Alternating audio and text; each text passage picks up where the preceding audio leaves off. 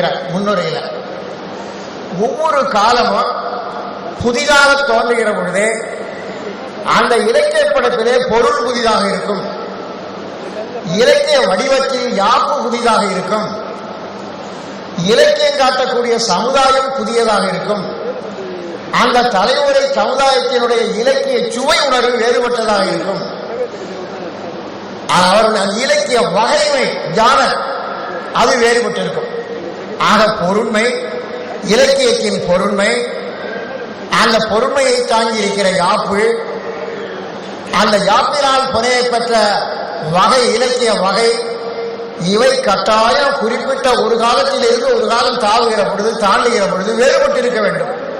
அதுதான் அளவுகோல்.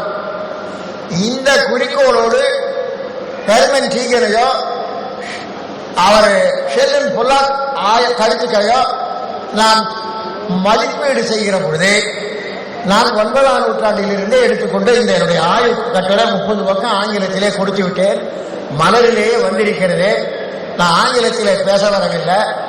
எல்லோருக்கும் இந்த செய்தி போக வேண்டும் என்பதனாலே என்னால் என்ற அளவிலே இந்த கருத்துக்களை நான் தமிழிலேயே சொல்ல விரும்புகிறேன்.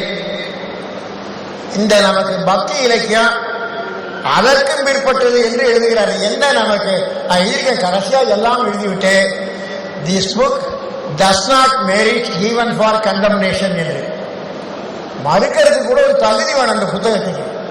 அது அம்மா போன்றவர்கள் வரலாற்று பேராசிரியர் எல்லாம் பார்த்தீர்கள் என்றால் உங்களுக்கு ஒரு அரைச்சீற்றமே தோன்றும், ரைட்சியஸாங்க. ஆனாலும் நான் பின்னோக்கி 9ஆம் நூற்றாண்டிலிருந்து மேல் நோக்கி செல்வோம். 6ஆம் நூற்றாண்டிலிருந்து 9ஆம் நூற்றாண்டு வரைக்கும் பக்தி காலம், திருமுறையும் திவ்ய பிரபந்தமும் தோன்றிய காலம், பக்தி இயக்கத்தின் படைப்பு. இந்த பக்தி சங்க காலத்தின் நிலை இரண்டையும் ஒப்பாய்வு செய்கிற பொழுதே, சங்க காலத்தில் காதல்லாம் த டாமினன்ட் தீம், மேலோங்கிய பொறுமை, பாட்டு பொறுமை, காதல், அடுத்தது வீரம். அந்த காதல் மானுட காதல். ஆனால் பல்லவர் கால இலக்கிய இந்த பக்தி இலக்கியத்தில் மானுட காதல் மாறி அது பிரைடல் மிஸ்டிசிசம், டிவோஷனல் லவ், இறைவனையே தலைவனாக அந்த உயிர் ஆன்மாவை தலைவியாக கொண்டு பாடுகிற மதுரமாகும் பிரைடல் மிஸ்டிசிசம்.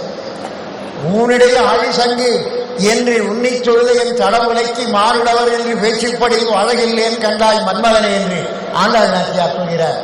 அது பல்லமடை. பராங்குச நாயகாக இருந்து நம்மாழ்வார் பாடுகிறது. சிறையாரும் வடக்கிலேயே எங்கே வா என்று சம்பந்தர் பாடுகிறது. எடுத்தெடுப்பிலே முதல் பாட்டிலேயே என் நெஞ்சைக்கு அவர் கல்வென்கிற பொழுதே அந்த அரண்துறை வந்துவிடுகிறது. அதனால சங்ககால காதல் வேறு, பக்தி இலக்கிய காதல் வேறு ஒரு கருத்து. இரண்டாவது கருத்து, இந்த பொருள் அடிப்படையில் சங்க காலத்தில் அகம்புறம் என்றாலும் கூட அந்நிலை மருங்கில் அறமுதலாகிய மும்முதல் பொருட்கும் உரிய என்பார். அறமுதலாக 3 அறம்பொருள் இன்பம் என்று பொருளை 3ஆக வகை செய்கிற தன்மை, முப்பால் என்று கூறுகிற தன்மை தொல்காப்பியத்தில் பார்க்கிறோம். அறனும் பொருளும் இன்பமும் 3ம் ஆற்றும் பெருமனின் செல்வம். இது முதலெண்ணன் சாத்தனார் புறநானூற்றில் அறம் பொருள் இன்பம். மனிதனுடைய தேவைகள், த பிசிக்கல் நீட்ஸ், நமக்கு உணவு வேண்டும், உடை வேண்டும், உறையுள் வேண்டும், ஊர்தி வேண்டும். உணவு, உடை, உறையுள், ஊர்தி, இந்த ரிக்வயர்மெண்ட்ஸ் தேவை, பிசிக்கல் ரிக்வயர்மெண்ட்ஸ். இதை நிறைவு செய்வதற்கு தான் பொருள் வேண்டும். The physical requirements are fulfilled by the attainment, by the accumulation of wealth. So wealth is the primary objective of life as delineated in the Sangam classics. எல்லாம் பொருளையின் பிரிவே. திருமணம் பண்ணிப்பான், மனைவி விட்டு பொருளிட்டு போவான். பொருள் தான் முதன்மையானது, பொருளான் முதன்மை. மெட்டீரியலிசம் என்று சொல்வதற்கு அடிப்படை சங்க இலக்கியத்தில் பொருளாம் உலகத்துக்கு எல்லாம் நிலையாது என்று பாடிய நாலடியார் சமணப்புலவன் கூட நடுவனது எழுத இருதலையும் வைக்கும் என்றார். நடுவனது அறம்பொருள் இன்பத்தில் நடுவனது என்பது பொருள். பொருள் இருந்தால்தான் அறை செய்ய முடியும், இன்பம் அடைய முடியும் என்று. அதனால பொருளை நோக்கமாக உடையது சங்க இலக்கியம். இரண்டாவது அறம், அது பிசிக்கல் ரிக்வயர்மெண்ட். இரண்டாவது இன்பம், எமோஷனல் ரிக்வயர்மெண்ட். மனிதன் உணர்ச்சி emotional. His emotions should be appeased. அந்த அடிப்படையில் இன்பம் என்ற உறுதிப்பொருள். உணர்ச்சி தேவைகளை நிரப்புவதற்கு இன்பம் என்ற ஒரு அந்த கோட்பாடு. சரி, மனிதன் இது நல்லது, இது கெட்டது, இது தப்பு, இது தகாதது என்று அறிந்து வாழ்க்கையை நடத்த வேண்டும் என்பதை நெறிப்படுத்துகிற அறம் என்ற கோட்பாடு. That is for mental perfection. For the physical perfection, the wealth is essential. For the emotional perfection, pleasure, இன்பம் is essential. For the mental perfection, this ethics, அறம் is essential.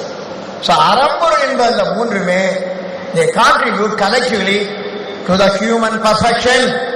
இதுதான் சங்க இலக்கியத்தினுடைய சாரம். ஆனால் பக்தி இலக்கியத்திலே they have added one more aspect, that is வீடு. That is for spiritual perfection.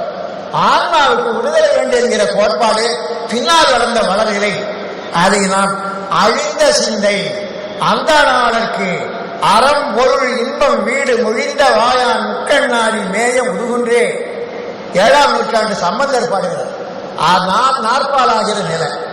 இப்படி பொருள் அடிப்படையில் சிலவற்றைத்தான் சொல்கிறேன். கால சுருக்கம் கருதியோ மற்ற அறிஞர்கள் பேச வேண்டும் என்பது கருதியோ என்னுடைய நூலிலும் ஆய்வு கட்டுரையிலும் விரிவாக கொடுத்திருக்கிறேன். விரிவினை அங்கு கண்டுகொள்ளுங்கள். அதன் பிறகு சங்க இலக்கியத்தில் சமயச்சார்பான சிவனுக்குரிய கோயில்களாக ஆலவர் முற்றம் என்று அகநானூற்றிய ஆலவர் முற்றம், மதுரை, இமயம், நன்னனுக்குரிய நவிரம், இந்த 4 இடம்தான் சிவன் கோயில் கொண்ட இடங்களாக சங்க இலக்கியம் இருந்திருக்கலாம். பதிவாகுது 4 தான். ஆனா திருமலைக்கு வந்தா 246 தலங்கள், வைப்பு தலங்களா 100க்கு மேல. இவ்வளவு லேட்டர் டெவலப்மெண்ட். அதனால் உங்களுக்கு it goes without saying the Sangam literature precedes by many centuries the திருமறை கிளாசிக்ஸ். அதே மாதிரி வைணவ தலங்கள் 4 திருமாலிருந்தோலை மலை, இருந்தையூர், உறையூர், திருவனந்தபுரம், இவ்வளவுதான் சங்க இலக்கியத்தில். 108 திவ்ய தேசங்களை ஆழ்வார்கள் பாடியிருக்கிறார்கள். இதனால ஆழ்வார் இருக்கிறார். இதான் நம்மளுக்கு சொல்ல தேவையில்லைதான், ஆளுக்கு சொல்ல வேண்டியதாக இருக்குது. முற்பட்டது சங்க இலக்கியம் 6ஆம் நூற்றாண்டில் இருந்து 9ஆம் நூற்றாண்டு வரை எழுந்த பக்தி இலக்கியத்துக்கு காலத்தால் முற்பட்டது. அடுத்தது செய்யுள் யாப்பு, சங்க யாப்பு என்று பார்க்கிற பொழுது ஆசிரியம், வஞ்சி, கலிப்பா வெண்பா 4 தான். இங்க பாவியங்கள் வந்து விடுகின்றன. என்னுடைய யாப்பியல் ஆராய்ச்சியில விரிவாக நான் எழுதியிருக்கிறேன். தொலை தாழிசை விருத்தா பின்னால் வந்த யாப்பிலக்கணம் பாடியவர்களுக்கெல்லாம் சரவுகள் திருமுறையிலும் திவ்ய பிரபந்தத்திலும் கிடைக்கின்றன. யாப்பினாலும் வேறுபடுவது ஞான இலக்கிய வகையை பார்க்கிற பொழுது இந்த திருமுறை திவ்ய பிரபந்தத்தில் வருகிற இலக்கிய முறை தாண்டகம், நேரிசை, பெருந்தேவபாணி, விருத்த அந்தாதி, உலா, கலம்பகம், சீட்டுக்கவி, பல்லாண்டு, கோத்தும்பி, ஊசல், தோல் நோக்கம், இப்படி பல பல நூற்றுக்கணக்கான புதிய இலக்கிய வகை இவை சங்க இலக்கியத்திலே சங்க காலத்தில் தோன்றாலை. பிற்கால வளர்ச்சி மாற்றம் சங்க தலைமுறைக்கு தெரியாதது, பின்னால் வந்தவர்களால் வளர்க்க பெற்றவை. இப்படி லிட்டரரி ஞானம். அடுத்தபடி 6லிருந்து 9 திருமுறை திவ்ய பிரபந்தம், 3லிருந்து 5 வரைக்கும்